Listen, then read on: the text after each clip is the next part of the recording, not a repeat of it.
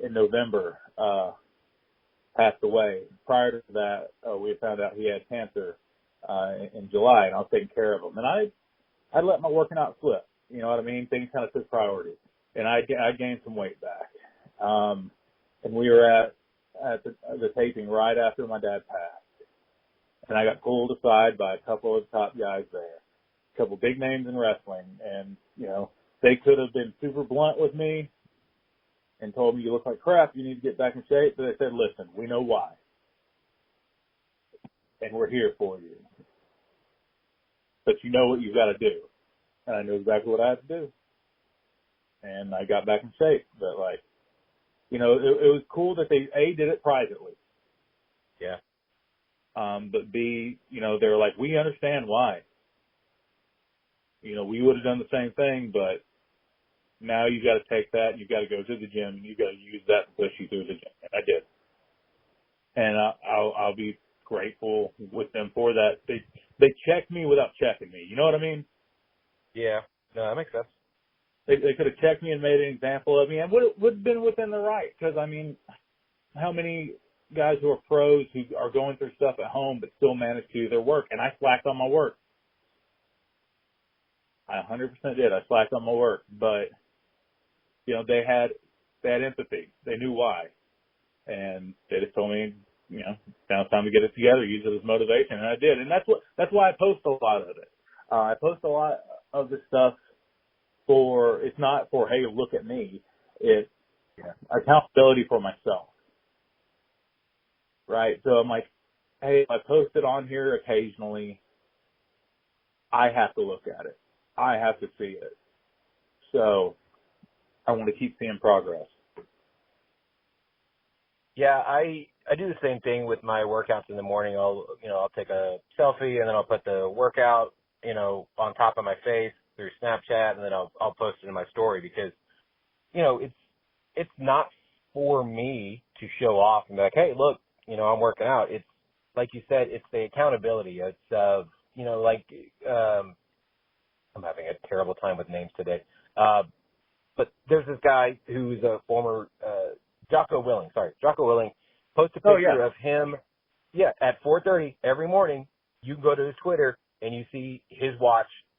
He's either just got a workout in or he's getting a workout in. And, it's accountability.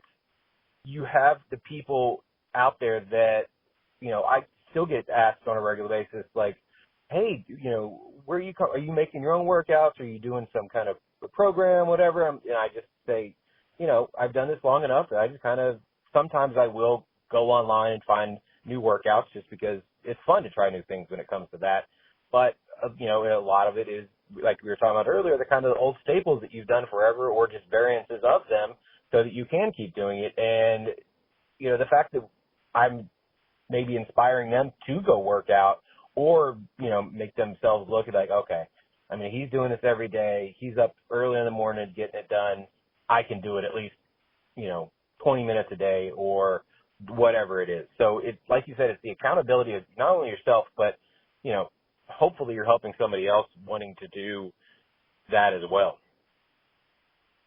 Yeah, no, absolutely, man. And it's weird that I've been having people come up to me and be like, hey, what are you doing? And it's like, well, I'm not the fitness guy. I don't know why you're asking me. You know what I mean?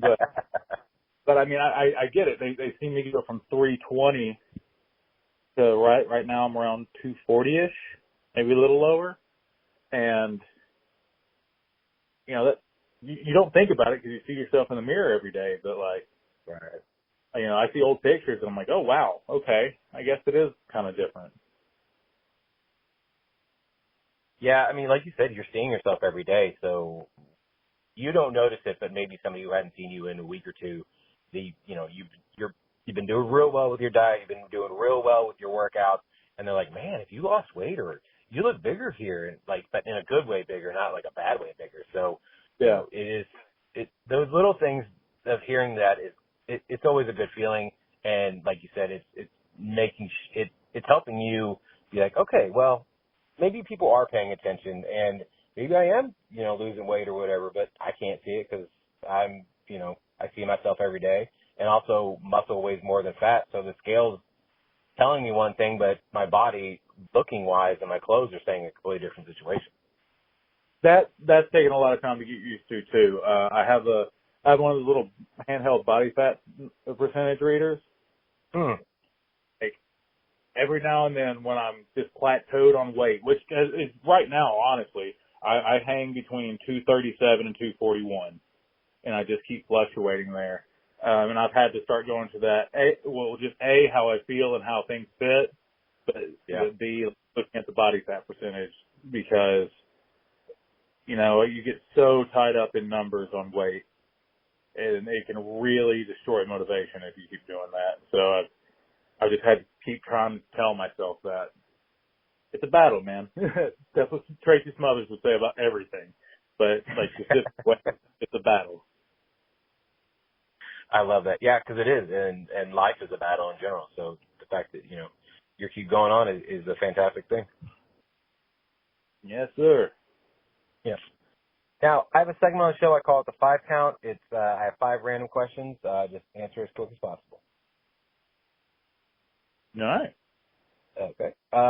Number 1, what is your cheat meal of choice? As we just wrapped up talking about working out and eating properly. Oh. So one of my favorite foods is pizza. It's hard for me to turn down ever. Now, here lately, I will make it a little bit better, and I'll eat cauliflower crust pizza, or I'll get thin crust a cheat meal. But I used to eat the cauliflower crust pizza and be like, oh, it's healthy.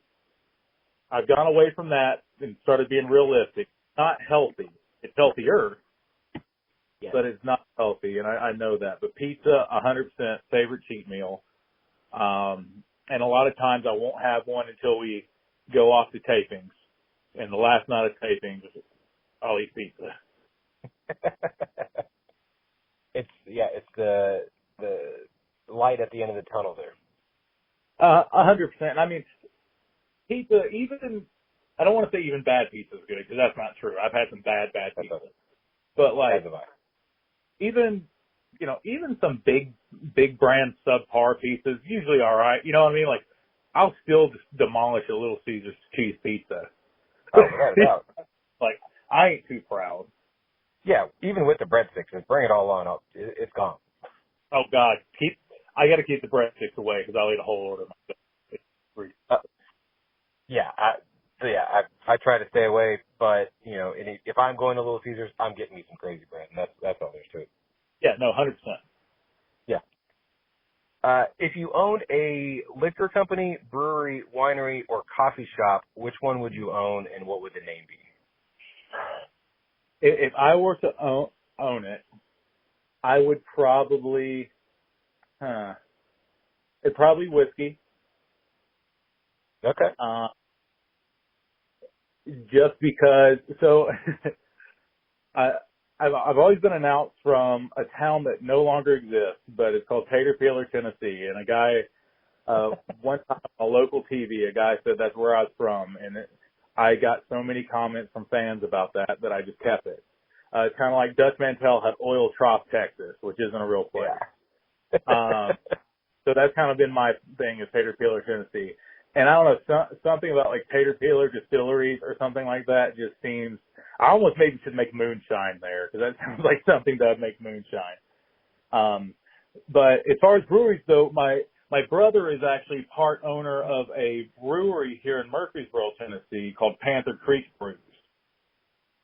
And they do love to talk to IPAs and all sorts of stuff like that. Send him my way. I would love to talk to him and try that beer. Yeah. Oh, absolutely. I'll do that. Yeah, it's him and the two partners. And they have a little tap room. They're open, I think they're open 5 days a week now, but I mean, I'm looking at their stuff right now. Like they have some lagers, some sours. They have a sour I haven't tried yet and I need to. It's called Dope Whip. It's supposed to taste like Dole Whip.